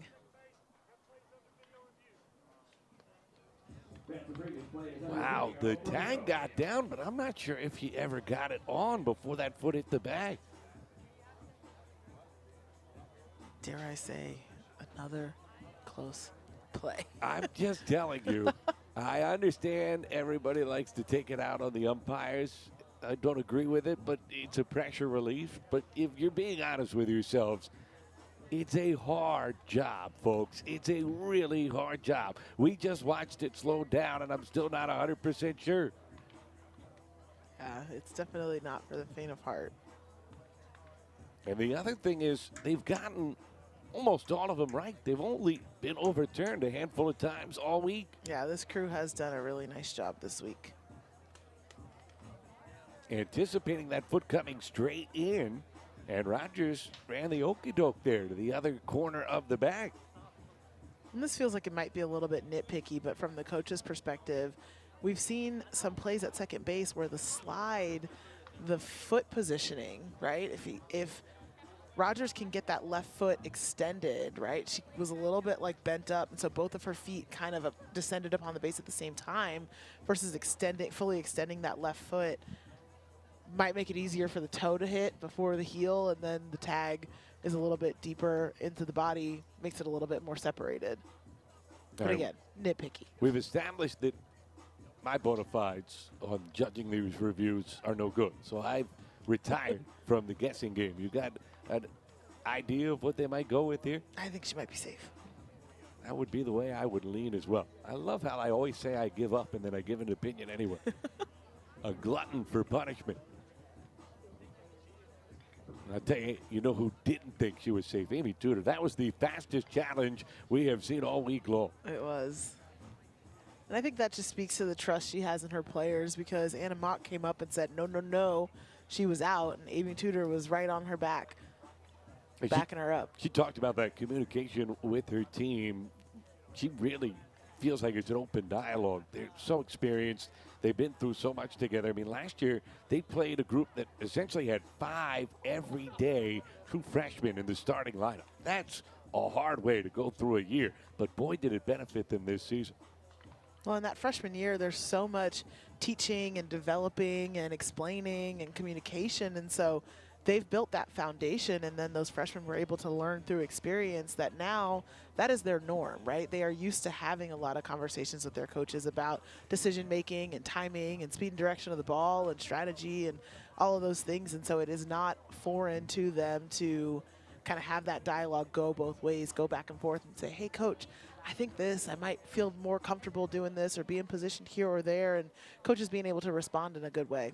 Funny thing is, they're trying to get to a game with Jacksonville State next, and Jacksonville State went through a very similar thing last year where they played a ton of freshmen, and look how well it benefited both of the teams. They're the top 2 seeds this week and had tremendous regular seasons thanks to those growing pains they endured last year.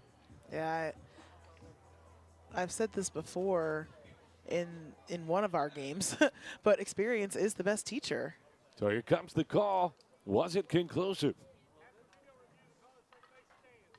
It was not, so it stands. And a huge potential run moves into scoring position for La Tech, and a failed challenge for WKU. Again, just too hard to tell definitively.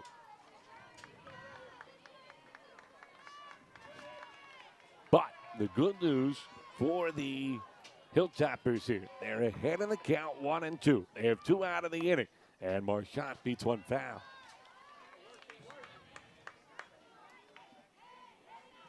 And if La Tech could get 1 run back here to cut that deficit in half, that would go a long way for their confidence going into the late innings of this game. Certainly makes the comeback bid feel that much more attainable. And especially, oh, that one ricochets into the dugout of Louisiana Tech. Look alive. Seems like it missed everybody.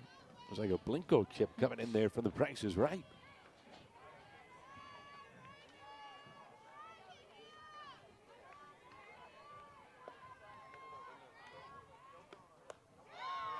Tried to paint the outer black and just missed. Hogue jumping up and down, trying to will that call. It's a tough pitch. Tempting, but Marchant doing a good job of holding strong. She literally spit at it. And now Hogue will regroup again. Youngster showing some poise here. She tries to gather herself against the seasoned slugger.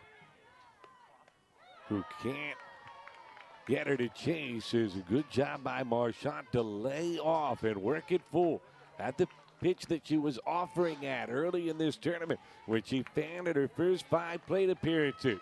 But has battled back and lifts it in the air to center field. Blanton backing up to the warning track, makes the catch and ends the inning. Louisiana gets a runner in scoring position, but leaves him there, and WKU still up 2.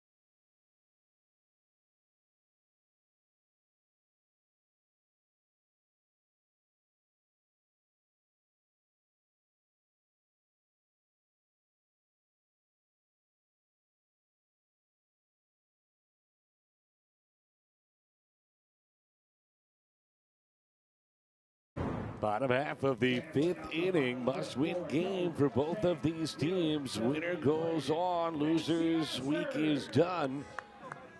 Jacksonville State awaits the winner. Liberty waiting in the wings. They have already punched their ticket to tomorrow's championship game. Macy Masters leads it off for the Hilltoppers and watches one bounce up there for ball 1. Masters roped a line drive and got an infield single out of it after it was knocked down by poor Aaliyah Brooks at third base, who's had 2 wicked line drives find her today. To Brooks's credit, she's gotten her glove on both of them, but hasn't been able to come away with the catch. And the second one, she was playing in to defend against the bunt, too. At third base, a brutal position. You have to have such quick reflexes as that's fouled back and out of play. It is not the spot where you could afford a lapse in concentration. Brooks wearing the mask because a line drive got on her fast in the final series of the regular season. I would never play out there without a mask. That one's outside. But then again, I have no athletic ability, so no one would ask me to. But it does seem rather dangerous.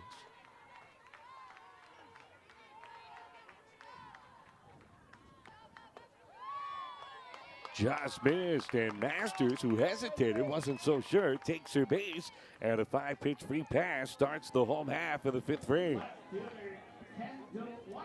Yeah, that last pitch was close. I'm sure Brianna Campos wanted it, but zone staying pretty consistent and true. Didn't work out for a strike. Masters hustled down there to touch first base before replaced by the pinch runner here for WKU. She got down there so fast. Amy Tudor just double-checked to make sure she did touch first base before she left the infield.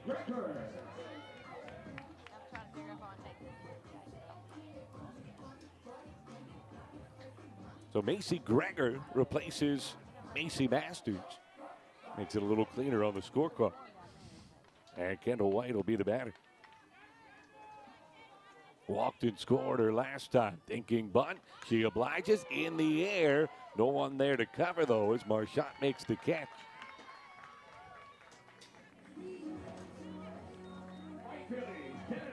That's a good job by Greger. She knew she could get away from the bag a little bit with the first baseman charging in. And then able to make sure she hustled back before Bofuto rotated over. So now Stinson takes a strike.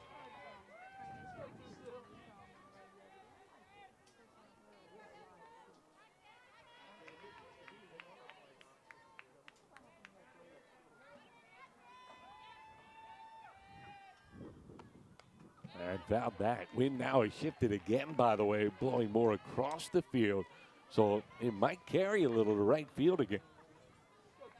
Still going to be hard sledding for the righty power hitters to pull the ball. Stinson learned the power of that wind earlier. And comes up empty on that swing. A strikeout. And a good job by Campos, who continues to battle out there for Louisiana Tech. Yeah, we saw some life out of Campos with that strikeout. And, you know, she does a lot to set the emotional tone for this defense, and La Tech was so good defensively behind her last night, and she's just trying to get a little bit of fire going in the La Tech dugout so that they can get a little bit more momentum. Foul ball late in the game. Brooks didn't mean to cut you off there. Oh, sorry. no, yeah. Brooks coming up, tried to pick that on the short hop, and it bounced away.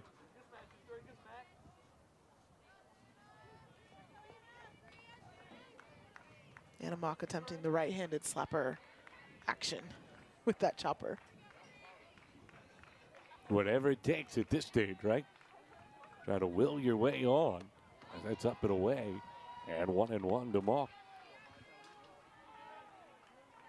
I got distracted by a couple of Jacksonville State fans already wearing sweatshirts. They had the big blanket on. I was trying to figure out whether they needed it to bundle up or sit on it on these hard metal bleachers. I know it's windy. It can't be that cold, and it was just for a little padding as there's strike 2 to Mock. Although easy for us to say as we are blocked from the effects of the winds, I'm sure our crew feels a little differently as that's fouled back. This will be the type of day where you'll be bundled up, but you'll leave with a sunburn. So spring. That's right. In Delaware. Hey, it's just good to have spring. Sometimes around these parts we skip it. We get it for about a week, and then it goes straight to summer. Off-speed line foul, third base side. Weather actually ended up as windy as it is today. Worked out quite nicely. We started in a little wet weather on Wednesday, but it moved out much faster than the weather people were anticipating. At one stage, they were calling for almost an inch of rain in the opening day of this tournament. And we had to play 4 games each of the first 2 days. That was going to be tough to get through as that's fouled out of play. So very thankful that Mother Nature cooperated the way she did. Yeah, that was definitely good fortune on the weather side. Now tell that to Danny, who had the roof blow right off from over his head up top of the press box. But at least his head was dry. That's fouled back and out of play again. Good battle here from Mock. Back to the 2-strike battle. Lots of foul balls in this tournament. Hitters just refusing to give up. Pitchers refusing to give in.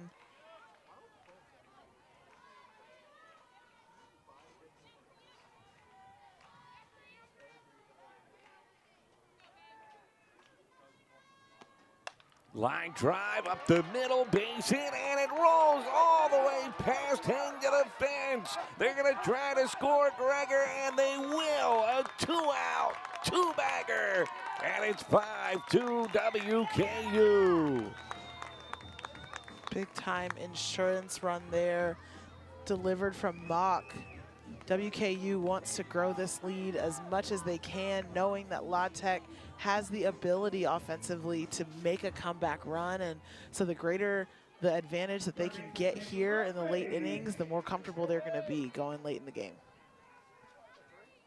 Here's Murphy looking to add to it, pops it up behind the plate, and Dufresne makes the catch. So they do limit the damage, but that insurance run that Dorian alluded to cashed in thanks to the double from Anna Mock, scoring Macy Gregor, and WKU 6 outs away.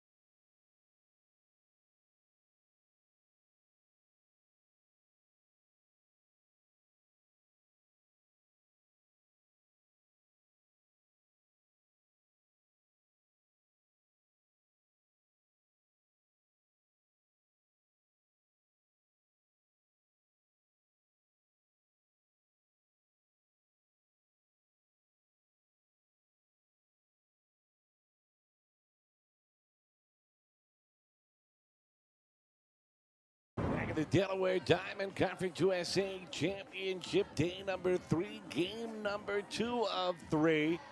And an important one, elimination contest. WKU holding a 3-run cushion. And La Tech has 6 outs to mount a rally. They have left 6 runners on base, and that's kind of par for the course of the way their week has unfolded. It's definitely been the challenge for them offensively, is finding that timely hit. Coach Taylor talked about it all the way back in their first game of the tournament against FIU, and that has been the struggle this whole entire tournament for the La Tech Bulldogs. And so as they get into their last 6 outs, they're going to be looking to pass the bat. It really goes back even further than that into their regular season as Brooks bounces one to first base and White steps on the bag. She's retired. And 1 down to start this top half of the 6th inning. He thought it was the reason why they got off to a slow start. It befell them in non-conference play, and then it got contagious and got into their heads a little bit. And as a hitter, you can understand that. You can start to press and start to worry about it, and that doesn't help matters. Yeah, the longer you go without the timely hit, the further away it starts to feel when you're in the box. And, you know, the stress and pressure of the moment can sometimes compound on top of itself. It does get really tough when you're kind of searching for that pressure release. Speaking for searching, they will go to the bench searching for a base runner as Reese Torres will pinch it here for La Tech. 5 outs left to work with, down by 3 runs. And Torres taking low and away. She got the start in yesterday's game before giving way to Dufresne when Campos came in. Torres, the Virginia native, started her career at GW. Second season at La Tech, but her first on the active roster. Missed all of last season due to injury. And when you need base runners, getting ahead of the count, best thing that could happen. And she pops this one in the air, foul ground, long chase. White reaches out and can't get there and reacquaints herself with that fence. She's frustrated. She thought she had that. Heck of an effort. Good thing that is padded for Kendall White. Talk about leaving it all on the field. Yeah, she wanted that catch real bad. It's that time where you start to worry a little less about your body, a little more about getting the outs. Catches the upper portion of the zone, and it's 2-2 to Torres.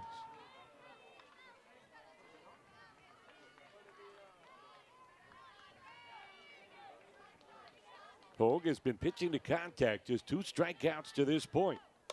And a fly ball, shallow left. White this time a much easier job as she makes the grab for out number 2. Clear of any fence lines. Only had to battle that 20-mile-per-hour wind. It's wild when that's the better option of the 2. Definitely not a day for the faint of heart in the outfield.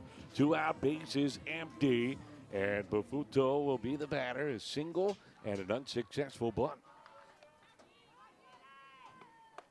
And just missed for ball 1 from Hogue.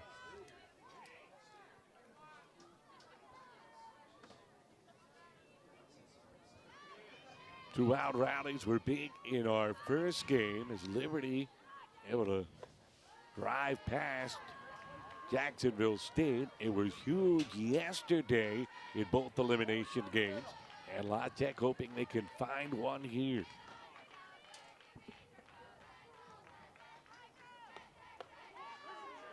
Two and one to the second baseman. You get to the stage now, you get ahead, maybe you take a pitch at 2-0.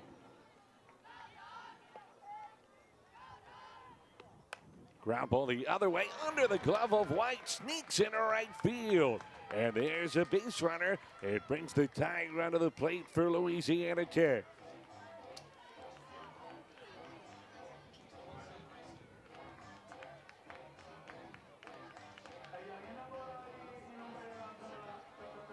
Gina Bafuto just getting that barrel on that, hitting a sharp ground ball. Annie White just not quite quick enough, getting that glove down to knock it down. Allows Bafuto to reach base safely.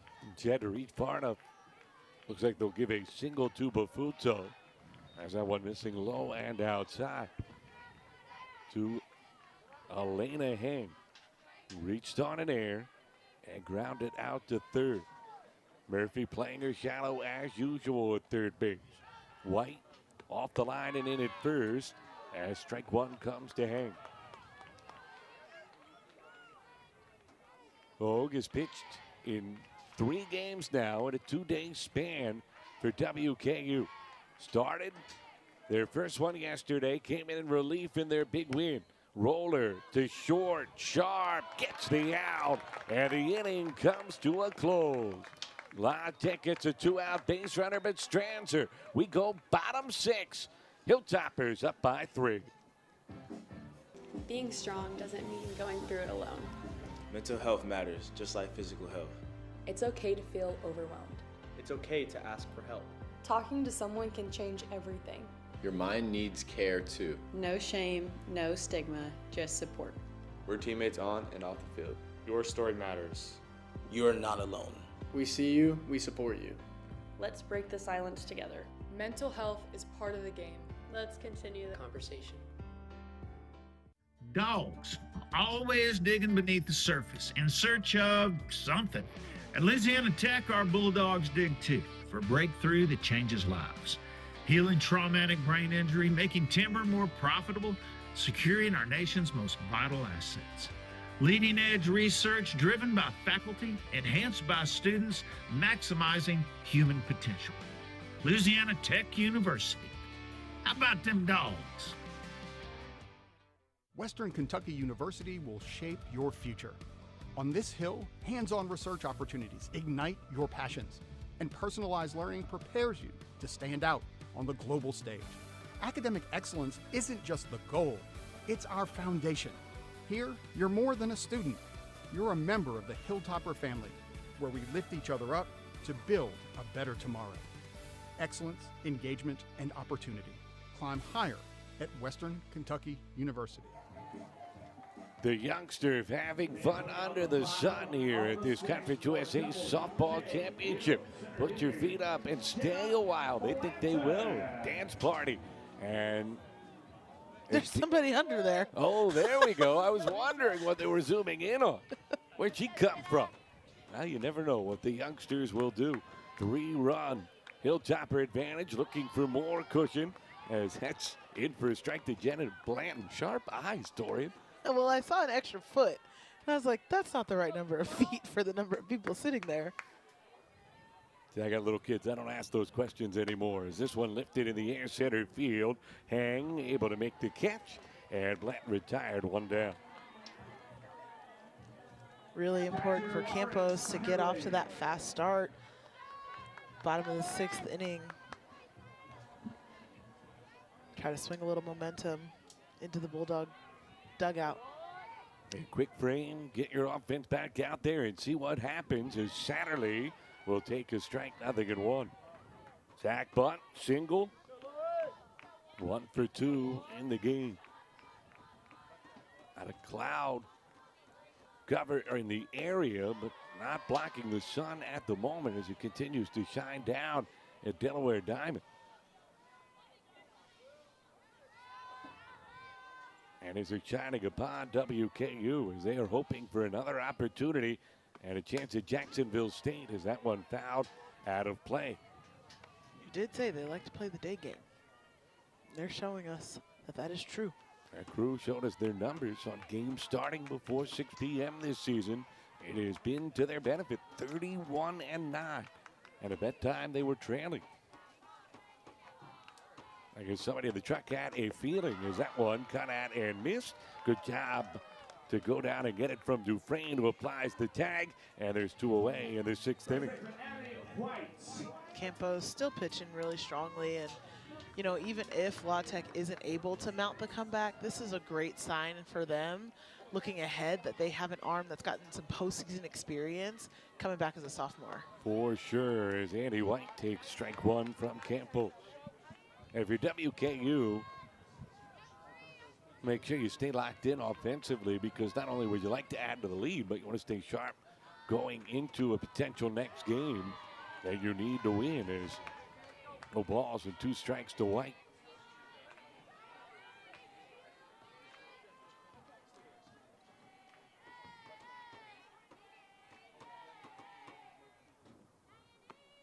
Line drive center field. It will hang up. Hang makes the grab, and that is that quick 1-2-3 inning. So they got the first part. Now can they score 3 runs to extend their season? Last chance time for La Tech.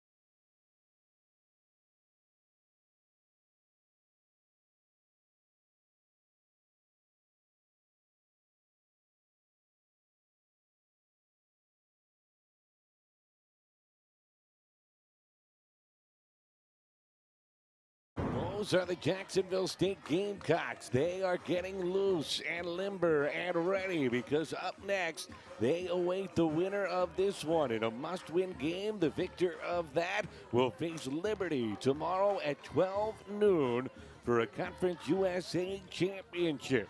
The WKU Hilltoppers are 3 outs away from securing that spot against JSU. But they have to deal with the top of La Tech's order as Allie Furr takes upstairs, and it has been a resilient Bulldog attack this week. They have rallied back for 2 wins already. So they have a third magic trick up their sleeve as it's 2 balls and no strikes. Furr got the game started with sharp contact, reached on an air, and came around to score. La Tech had 2 separate leads, but could not hold either. And pulling back the bunt, 3-0. Well, a good start for Furr as she looks to just find her way on base, right? Obviously, not so much that she can do here by herself. Her job is to pass the bat and keep passing it down the lineup.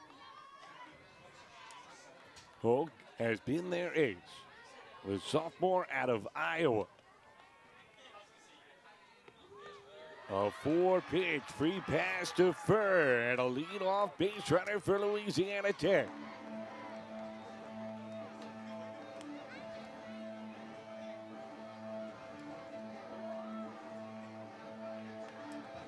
Designated player, Gracie Flores.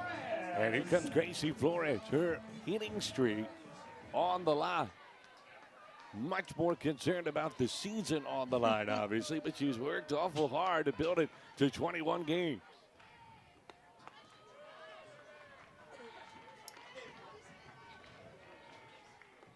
Five straight misses here from Erica Hogue. Flores did work herself on base with a walk and scored a run in the 3rd inning. That was the last time La Tech led. 3-run 4th from WKU and an insurance tally in the 5th. Pushed the lead to 3. And that misses. 2 balls and no strikes as you saw the double clutch from Satterley. Looked like Satterley was trying to signal for ABS. She's like, I want to review that call. That one finds the zone, 2-1. So it ends the string of 6 in a row. There were balls from Hogue. You know, Flores, as smart a hitter as she is, even at a young age, was going to take one. Now she hits it to short, and it's sharp to second for one. On to first, a double play.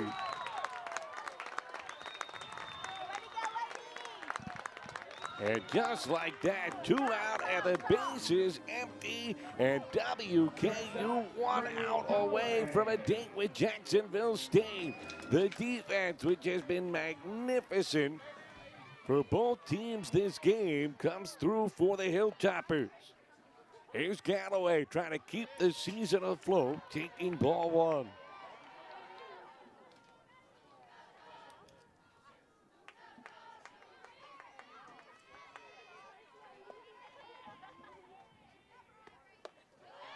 Two balls and no strikes. Amazing how this inning is unfolded for Erica Hogue. She's now missed on 8 of her 10 pitches, but she got 2 outs on 1 of them. And she finds the zone for strike 1 to Galloway.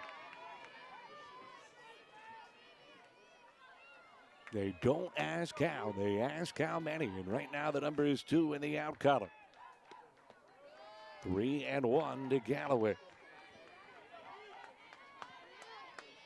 Has been terrific on both ends all tournament. But Hogue has battled today, holding La Tech to just 2 scores.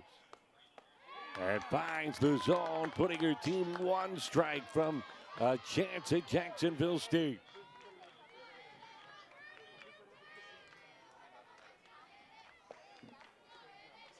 The payoff. Ground ball, third base. Murphy's got it. And WKU will get a shot at Jacksonville State to try to reach the championship game. They beat Louisiana Tech 5-2, rallying back from 2 separate deficits and end the Bulldogs season here this afternoon in Newark. So a game effort from La Tech. They battled off elimination not once but twice, needing extra innings both times, but run out of steam here this afternoon and fall at the hands of the second-seeded Hilltoppers. So credit to Erica Hogue, who goes the distance, holding La Tech to 6 hits and just a pair of runs. And WKU's offense comes through with a score in the first and 3 in the fourth, plus 1 in the fifth to go ahead. So our bracket is set. We started with 8 teams. We've whittled the field down to 3, just hours away from a championship settled. Liberty will face the winner of our final game of the day. Will it be Jacksonville State or WKU? We're going to get started about a half hour from now.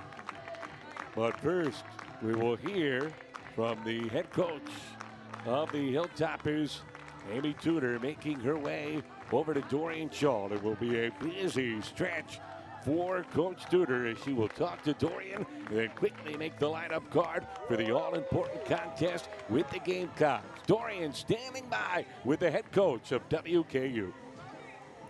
Another big win in a pressure-packed game. Talk to us about the offense. You ran the squeeze. It was not successful, and then you ran it right back. Talk to us about that gutsy call. Yeah, you know, I felt like she could get it down, and we had speed on the bags, and you know, it's a part of our game, and we were able to utilize that today a lot more than what we have in the tournament. So they did a great job, you know, getting it done, and created a little momentum for us.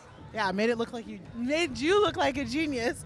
And then talk to us about how you're going to turn around and get ready. This is a fast turnaround for your team to go face Jack State. What does the turnover look like for you guys? Yeah, I mean, now it's on to the next one, right? And I think that's the trick. You got to play with your brain. Like, you got one more game, so you earned it.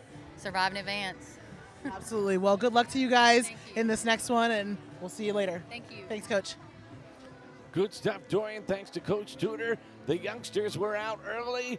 A fantastic scene at the Delaware Diamond and a terrific effort that they got to enjoy. Congratulations to Louisiana Tech, as quite the effort this week. The wind, though, blew away their chances as WKU was able to rally back from 2 deficits and win it. They'll play Jacksonville State up next. For Dorian Shaw, I'm Matt Janis. All games airing on the ESPN Network or streaming live and archived on the ESPN app. This has been a presentation of ESPN.